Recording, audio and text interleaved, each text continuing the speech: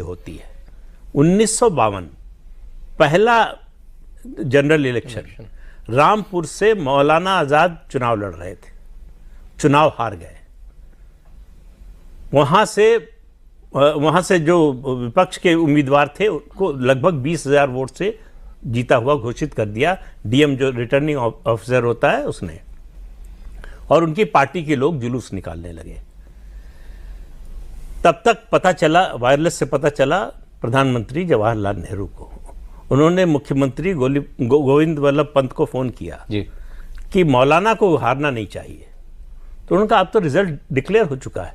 उनका मैं ये नहीं जानता, अगर वो नहीं जीतेंगे तो तुम मुख्यमंत्री नहीं रहोगे। ये उस समय के जो डायरेक्टर इंफॉर्मेशन थे, उन्होंने अपनी किताब लिखी, उसमें इसका जिक्र किया है। पंत जी ने उनसे कहा, टंडन जी थे, उनका पहला नाम याद नहीं आ रहा मुझे, उनसे कहा कि भाई आप डीएम से बात कीजिए और रिजल्ट बदलवाइए। तो उन्होंने कहा कैसे हो सकता है, डीएम को फोन किया, डीएम ने कहा कि हम रिजल्ट खुद घोषित कर चुके हैं। तो बोले कि अगर जो है नहीं होगा तो ना पंत जी की नौकरी रहेगी ना आपकी नौकरी रहेगी। तो उस समय जो पोलिंग का तरीका था, वो हर उम्मीदवार का एक बक्सा होता था। अच्छा। उस पर कोई सिंबल नहीं होता था, कुछ नहीं होता था, कोई मुहर नहीं लगती थी।